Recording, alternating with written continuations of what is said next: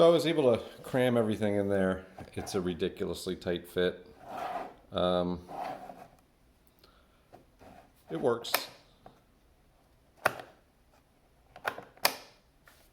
You can slam it. Since it's optical, there shouldn't be any shouldn't be any mechanical fatigue on the switch device. Um, this is just a screw in here. If I really wanted to make it super robust, I could put some bearings. Um, I think the biggest problem is the fact that I've got it hooked up to an external battery, a 5-volt battery. I wanted to use a little 500 milliamp LiPo. Turns out that the ESP32, the LDO, the voltage regulator here, and the USB chip, there's something to do with these two where you can't power it directly through 3.3. I read that on some boards you can tie enable down to ground, and that deactivates the voltage regulator and the over voltage protection, but on this board it didn't actually work for me. So that was kind of disappointing. I really wanted to power this with 3 volts. It does suck up quite a bit of power, 0.13 amps roughly, which isn't going to make that little tiny LiPo last very long.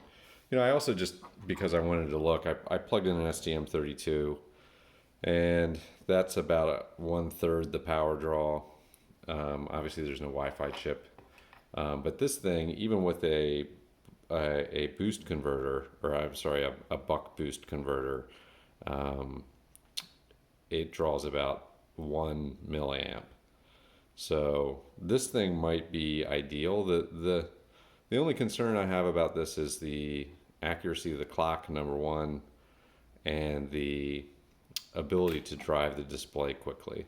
The nice thing about the ESP32 is there's 2 cores, and while one core is updating the display, the other core can be timekeeping and doing the game management stuff.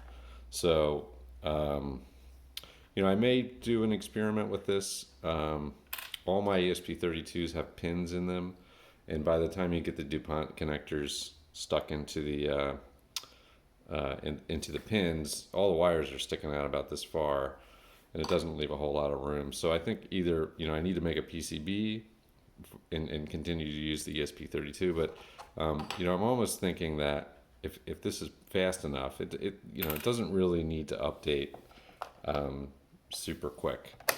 This update speed is pretty crazy. Once a half a second is probably good enough for just about anything that you want, even a tenth of a second. And this should be able to do those speeds of updates. It's also probably easier for me to make it really flat and integrate it into a PCB. I guess the other thoughts here are the way I have the mechanism, because the bearing that sits in here in the spring that creates the detent, because it sits down, I lose a whole bunch of vertical space. And this height isn't terrible, but it makes the base, you have to have the base kind of wide. Otherwise it's really top heavy when you're pounding on the switch. So I don't really like that. I also think, this looked better when it was just when the front was just on here like this with the holes. You can't really see it, and I couldn't get the screen in there and terminate. Put the bolt through, have it catch on the other side, and keep the holes. So, I may completely redesign it. Really, the mechanism, it's only rotating about, it's less than 20 degrees, and there's a whole bunch of material that I don't really need in here below this point. And I think I can move the detent to the side.